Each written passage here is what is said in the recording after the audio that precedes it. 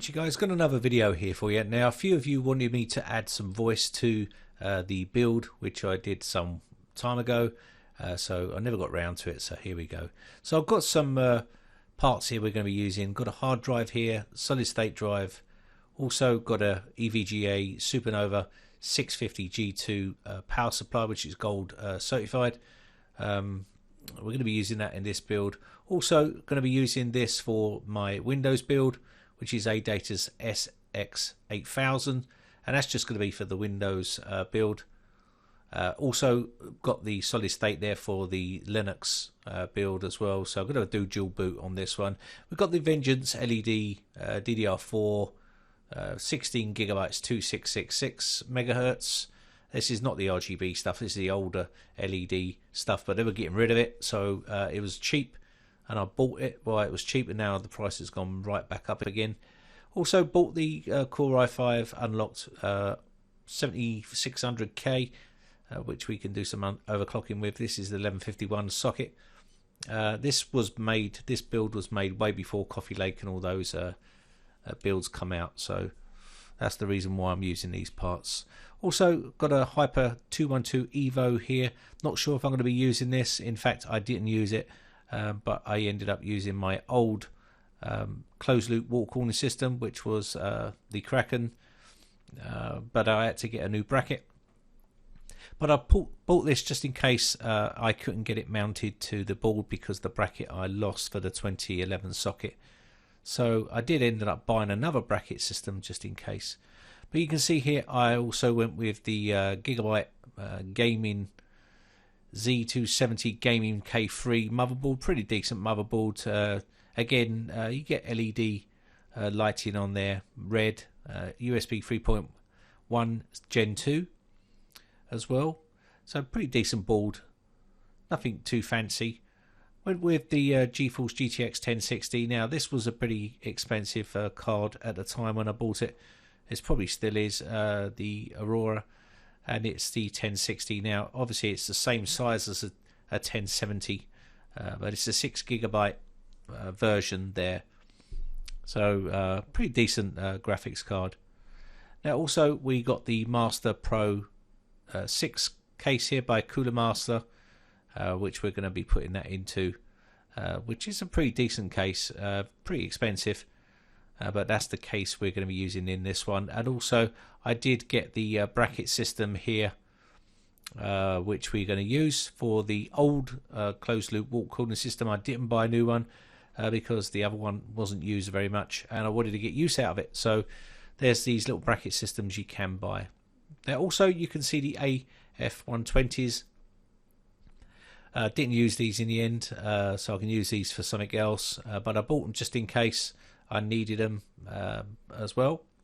But that's all the parts I'm going to be using, so let's go ahead and get the board prepped. You can see this is the Gigabyte Z270 Gaming K3. Now if you're after a decent little board, this ain't a bad little board really. You get good audio on here. You're also going to get your user manual here. Make sure you keep your user manual safe, because it's going to have all the information you need on how to set up your system, and also what your memory and stuff like that. So it's always handy to have that.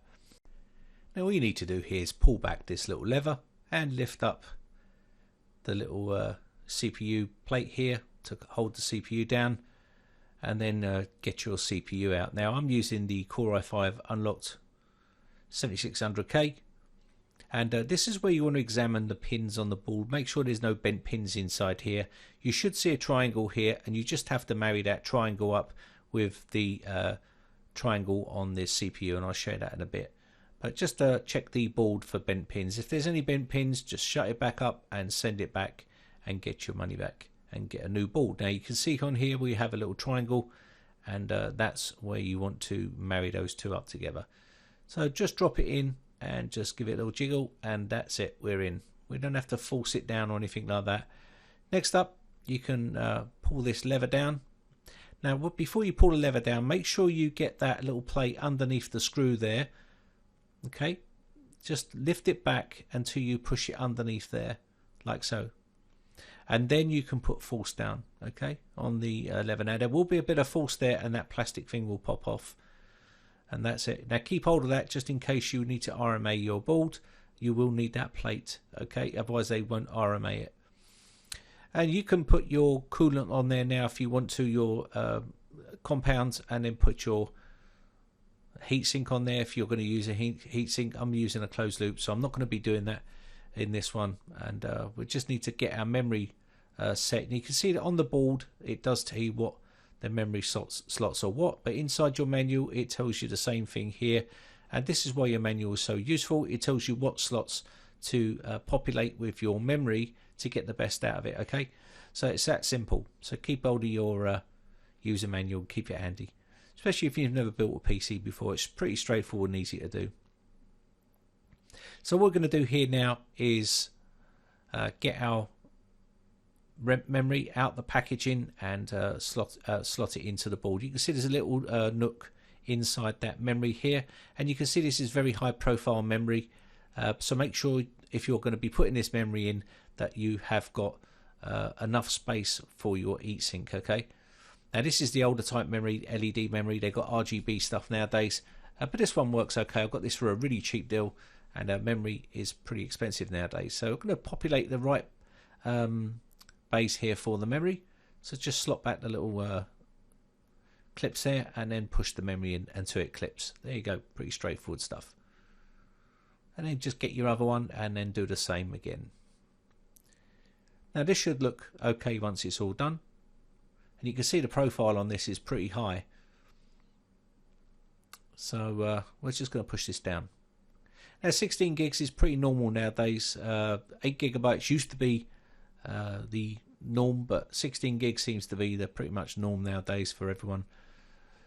So now we've got that done, we can move on to the next part, which is, now we're using the XPG ADATA SX8000, 256 gigabytes. We're going to remove this screw here and slot it into our M.2 slot on the board. Now this is going to be used for a Linux machine, and we also got the solid state drive there, which we're going to be using for our Windows 10 operating system. So it's going to be a dual boot system. I really don't need anything too fancy for this machine. I've really got no use for the machine, but we're just going to be using that for this machine. So remove the screw here, and you'll see it's a tiny little screw, and there's a bottom part to the screw which is here, and this is situated in the right position, but if you need to move it you can do. There's other positions on the board where you can move this to, so you can get the right location here. But for this particular one it's in the right location, so we're going to leave it there. And once we've got this out the box, we can then just offer this up and slot it into the M.2 slot and then tighten down the screw. Pretty straightforward. Now you can see it's a tiny little drive there, so you can just plug it in here and it should make sure it goes right the way home, and then we can screw it down. So it's pretty straightforward stuff. Now you can see already how much space saving these things are. They don't take up a lot of space. So we can also just put the screw in here, and this will hold this down to the board and stop it falling out. Once we've got that screw down, that should be nice and snug. There we go, and you can see how much little space that takes compared to having drives and solid state drives. So let's go ahead and move on to the next bit. I'm going to put in the power supply at this stage. Now the power supply is held in by this little bracket system, and a lot of cases use this nowadays, and these are thumb screws. You don't need any electrical screwdrivers or anything like that. You just loosen them off. If they're over finger tight, then just unloosen them a little bit with a screwdriver, and you can use your fingers for the rest of it, and that's why they're called thumb screws. So you just undo these and you're pretty much good to go there. Just release these with your fingers, and then we need to screw that to the back of the power supply. So once we've got that all done, I'm going to pull out our power supply here. You can see the bracketing system here. This is the new way of doing things. In the old days it would have been exactly like that, and you'd have stuffed your power supply in and screwed it straight into the back of the case. But now we're using this bracket system. Now the power supply we're using is a 650 watt G2 EVGA gold certified power supply. Now EVGA makes some really cool power supplies. You've got a little pouch here and also loads of other goodies inside here. Now if you're wondering whether it's better to buy cheaper power supplies or more expensive power supplies, I'd advise you to buy the best power supply you can. Now I tend to go for modular power supplies or semi-modular power supplies. You can see the cables are not molded to the power supply. That means I can use what cables I need and store the rest away in that handy little pouch. Now also I tend to go for what's on offer at the time, but make sure that it's a decent brand. You can see I've got a gold certified one here. Didn't need to get a gold certified one, but the deal was at the time pretty good to buy, so I bought it. And of course you got two models on this one, 550 G2 and 650 G2. So I went for the 650. There was hardly any difference in price, so do your research and get a decent power supply, and it will protect all your components and it will last you a very long time. Now you can see here we do have plenty of good ventilation here. There's always a debate whether you should have the fan facing up or facing down, but you can see this is the 650 model, and you've got some Allen keys here that keep the top plate on.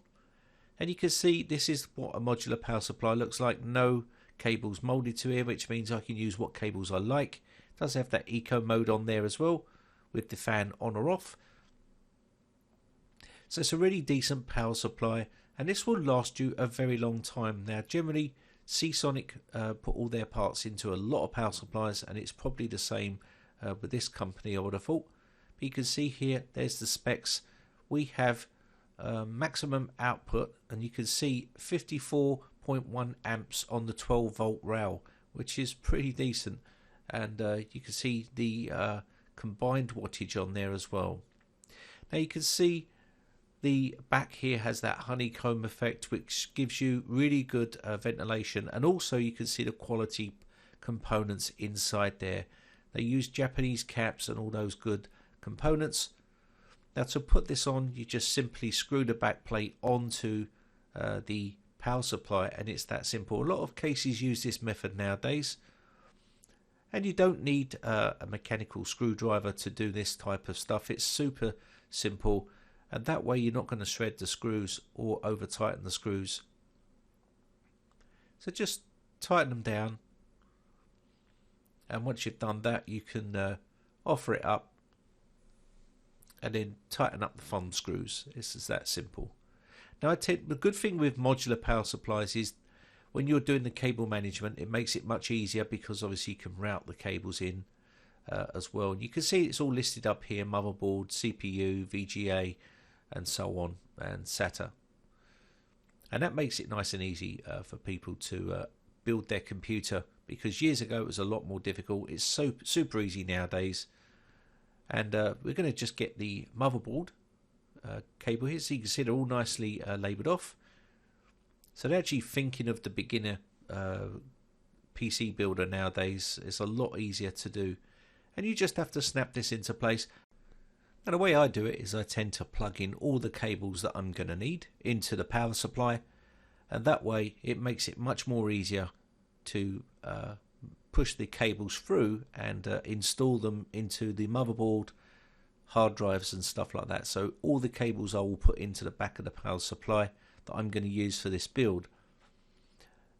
And that's the beauty of a fully modular or semi-modular power supply. You do get that option to put in the cables that you just want and leave the rest. And you can see these are all blacked out, these cables, so they're not the red and yellow type cables. They've all been blacked out, and that's because you're spending a little bit of extra cash on a better quality power supply. So once I've got all my cables in here, I will feed them through. Now sometimes you get those cable shrouds where it hides all the cables, and that can make it a little bit more tricky to do, and that's why I tend to plug in all the cables that I can at first, and that way it stops you having to try and reach through and push your arm through a little tiny hole to try and plug them in. And I just feed them through here, and once I've fed them through, I'll just pull them through, and you're pretty much good to go from there. And it can be a bit fiddly because you've got a bunch of cables there, but once you pull them through here, very simple and easy to do. Now whether you want your fan facing up or down, sometimes you're forced to face it down because that's where the filter is, and of course it just depends. Now another thing I like about this, you can see the label is been rotated, so you can have it up or down and the label will be facing the right way. So once you've got it here, you can see there's not much room to move here because you've got that bar going across the top. So you maybe want to straighten up all your cables here to how you want them, and then just slot it into place, and then you can tighten this up thumb tight, and then just give it a little turn with a screwdriver. That's what I tend to do myself. Of course you can do it your own way, very easy to do. Now that's not going to go anywhere, so once you've got this locked down, you're pretty much good to go from there. And there we go.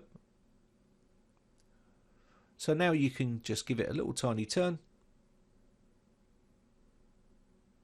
You don't have to turn it too much. Just as soon as you get to the point where it's stopped, then you don't have to over tighten these. And there we are. Now again, when you're using just a hand screwdriver, it's so much more easier to feel the control of the screws so you don't shred the screws. Now here's the actual I/O shield here. You can see this one's been blacked out also, which is a nice touch. And you just want to make sure the audio is on the bottom. That's generally the rule of thumb here. And then you can push this into the actual case itself, offer that up, and then push it into place. Now sometimes this can be a bit more tricky, and you might need to put a bit of pressure on the back with a screwdriver or something like that, but you should see it in position there. Next up, we're just going to undo the little toolbox that comes with the case, and then we're going to add all these in. Now you're going to have all your screws inside here, your cable ties, all that good stuff. So just pull out what you need for now, and then there we have the motherboard standoffs here to the risers, just to rise that up. So just put these into the location where you need them. Now of course these have all been blacked out as well, which I think is a nice added bonus. You'll probably find on cheaper cases that they're the things they cut back on. So sometimes inside is not sprayed out. You'll find the standoffs of bronze and stuff like that. So get yourself one of these little tools here, and then just tighten these down. Now these are a great way to tighten down. You can go finger tight. Now sometimes the burr inside the hole is a little bit tricky, and you might need a little tool here to tighten these down, and in this case that's exactly what it was. So just use a little tool like this and tighten these down. Pretty simple. Now don't over tighten them, and there we go. And make sure you get the standoffs in the right location. Normally the cases will tell you exactly where they should be, because you don't want any of these standoffs touching the motherboard, because it can short out the board itself and cause big problems. It's called grounding out, and it can cause a lot of problems. So just go ahead and tighten these all down, and we'll put the motherboard in. If you're wondering what this little tool set is, I'll show you here. You can get it on Amazon, and I'll leave the link in the video description. It's a nice little kit to have. It's a really small mini sort of kit. Comes in its own little box there as well, and you have torque screws on there as well, and I find it very useful. Now what we're going to do here is offer up the motherboard. Now just check off the standoffs here and check the holes on the board just to make sure, and then you want to offer this up. Now, sorry my arm's in the way there, but what I'm going to do here, you want to make sure also the little tiny grounding straps on the I/O shield are not poking out. You want to make sure that fits right in, because otherwise you're going to have problems. So just push them in and then line up the little standoffs, and then once you've done that, you can then tighten down with some screws. And there we go. So just get one little screw in to hold the board in position, and then you just go around and screw down all the other ones. So once you've got all your screws nicely tightened up, you can then move on to the next stage. Now you can see how I've started to route the cables around the back to come up. Now this is where you want to try and get some of the harder cables to reach, like the motherboard cable and stuff like that. You can see I've gone round the back and come up the top and plugged that into the motherboard up here. And that's going to be much easier to do this now rather than when you've got heat sinks in the way and stuff like that. Now your heatsink will probably be already on if you're using a air-cooled one, but this is a closed-loop water-cooled system, so I've just already put the mounting brackets screws on there ready and the back plate before I added the actual motherboard here. So again, just take your time. I'm just going to remove this and put the solid state drive on here. And this is another question that people come up with, is why am I wasting money on a solid state drive when I have a M.2 slot drive on there? The reason for is because I wanted to dual boot this. This is what Linux is going to go on to here.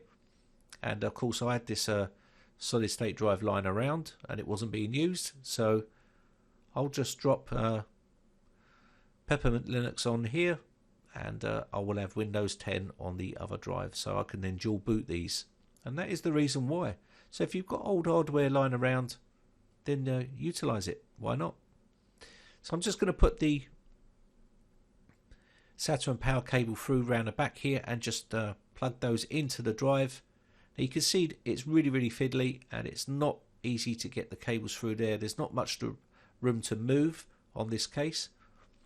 So I'll do it while it's loose here, and then I can then tighten it down, which makes it a lot more easier. Now of course sometimes this can be a bit fiddly because obviously there's not much bend in these cables. So you want to do this while it's loose, and then you can then tighten this down and it makes it a lot more easier. So we'll get this screwed into position in a sec, and then we'll move on to the next step. So next up, what I want to do here is get the SATA cable out of the motherboard box and then plug in the back of the SATA cable to the solid state drive and then push it round the back. So I'm just going to plug this in, and then of course these are nice and black so it all matches up. So just poke that through the little hole at the back, and then I can feed this through the rubber grommet and then plug it into the correct SATA port on the motherboard there. And I can tidy this all up a little bit later on by screwing this down. So let me just offer this back up and screw this down, and then once that's done I can then plug that SATA cable in. You don't over tighten these, you just have to just give them a little tighten with a screwdriver. So once I've done that, all I need to do now is feed the cable through the back and up through that rubber grommet, and then plug it into the correct SATA port on the board here. So I'm just going to offer this one up and click this into place. Now I was going to put the radiator up the top, but we did run into an issue. So I did temporarily put the hard drive in the hard drive bay here, thinking it will be okay there, and put the radiator up the top. But the radiator was too big, and this because I was using an older type closed loop system which I'd line around. Otherwise I'd have checked the sizes. But you can see the caddy at the bottom here. I will need to move that to the left. You can see there's a couple of blank holes there which allows me to move that caddy to the left, which means I can then put the radiator at the front of the case. So it's a change of plan here. Let's remove these front fans. These can be utilized up the top of the case, and that'll be okay. So I'm going to remove these screws here and then offer these up to the top. Now on the front here, you will see there is an area, and I run into an issue at the front of the case because of those raised metal plates there. The screws weren't long enough for the radiator, and I ended up having to get some longer screws. So I was trying to offer up the radiator at this stage and run into an issue, and that's because the screws were too short, and those raised areas here, which you see on the screen here, made it that much more difficult to screw through the fan and into the radiator. So basically I couldn't put the radiator exactly how I wanted it until I got longer screws, and so the screw wasn't long enough, and I had to remove the rubber grommets from the fans so I could then screw the screw right into the fan as well, and then that way I can have the fans on the outside here where we're looking and the radiator on the inside. But at this present time I couldn't get around to doing that because I didn't have the long enough screws. So what I did, I ordered the screws and then I changed it around a little bit later on. I will show you the results. Now, taking a look at the way this is sitting at the moment, I had to remove the CD-ROM drive here, caddy, which will hold the CD-ROM drive temporarily. I can add that in a little bit later on, and also had to remove the hard drive bay here, which won't go back in the case because obviously the radiator is sitting there. And I then put the hard drive in the bottom caddy, which is at the bottom, and then moving it to the left. You can see how this is sitting at the moment, which is not correct. It needs to go down. But up the top here, I just wanted to show you this area. It's very restrictive with radiators. You can get the fans inside there, but you won't be able to get the radiator. And as you can see here, you just about get the fans in here, but you won't be able to get a radiator of this size in there. So it's very restrictive, and I don't know why they put it into this little caddy here. What's the actual radiator will sit in, because it does restrict radiators up the top. So if that's what you want to do, if you want to put something up the top there, it's going to have to be something smaller, and it is very small, so, and it doesn't fit a lot of radiators, so bear that in mind. Again, if you don't mind putting it at the front, but then you do lose like the hard drive caddy there as well. So just bear that in mind there. So I've added this bit into the video. This is a newer bit that I've added into the video after I fixed the issue, and you can see where the radiator is now dropped all the way down to the bottom here, and that's because I've moved the hard drive caddy underneath there to the left, and there's a couple of little screw holes where you can move to the left so you can drop in a bigger radiator there, and it makes it a lot easier. And I've also routed the tubing to the pump up the top now, and that makes it much more easier to sit in there. And now I've got the fans on the outer side because I've got those longer screws. It makes it a lot more prettier and a lot more easier to install, but it is a bit of a faff if you haven't got those screws. You will need to get those so you can do it this way, okay? But you still lose the hard drive bay up the top. I'm not sure if it will sit up the top, but you can also put in your CD-ROM drive back up the top there. So I hope that clears it up. I just wanted to clear that bit up in the video. So let me just give you a quick look here of the area where the radiator will sit. So you can see here the radiator will be in this area where the bracket system is, and I've removed those fans, and the fans will now be sitting on the front here. I had to remove the grommets from the fans, the anti-vibration grommets, so I could get the screws in and mount that radiator the way I wanted it. So make sure you check your sizes for your radiators before you order it, and make sure that it will fit in that top part if you want it up the top. Otherwise you're going to run into issues. So here we have the fan header here. I'm just going to plug in the fans and put some power to it. So we've got fan power to the fans on the radiator. Now we can tidy these cables up a little bit later with some cable ties, just getting them all uncrossed here so we can get them nice and straight. And there we go, that's basically how it looks now. It's a bit dusty because it's been used, but as you can see here, the fans now sit nicely on there and the radiator is on the other side. And of course, the reason why you have this problem as well is you've got these little risers here on this plate here, and of course this then gives you that extra couple of mil, 5 mil probably, where the screws won't fit. So you have to remove this rubber grommet inside here, and the screw will go through, and you need an extra longer screw. So it's a bit of a faff, but you can work it round and get round it, okay? And once that's done, you're pretty much good to go. You can then put in your here. You can then put in your CD-ROM drive back into here, because it now frees this area up here because now we've moved the radiator down. But at the time, you just have to get around by doing what you can until you get the parts to do the right thing, and then reverse what you need to do afterwards. But other than that, it turned out okay.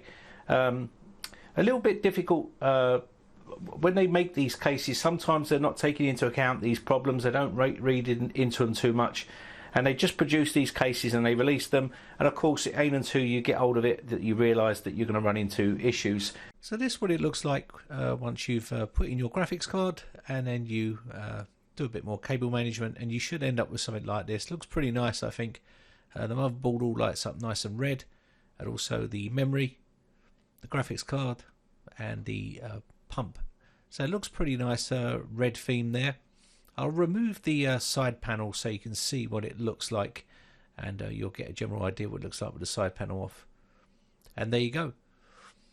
And a bit of dust in there because obviously I've been using the computer, but other than that, it looks pretty nice result. I think turned out pretty well. And all in all, at the front of this looks pretty good with the radiator down in this area here now. And I haven't put the CD-ROM drive back, but I can do if I wish. Anyway, it turned out okay, as you can see in the end. I just wish that some people wouldn't critique as much when they see stuff. They don't realise what goes on behind the scenes, and also the problems that you're having. And you know, we can all resolve them problems. Sometimes you just got to wait for parts to come in to resolve those issues. But as you can see, in the end, it turned out all right. And just have a little bit of faith in people and try not to troll so much or critique so much when people are creating content for free for you. Anyway, I'm going to wrap this one up. I hope you enjoyed it. My name is Brian from briteccomputers.co.uk. Thanks again for watching, guys, and have a great day. Bye for now.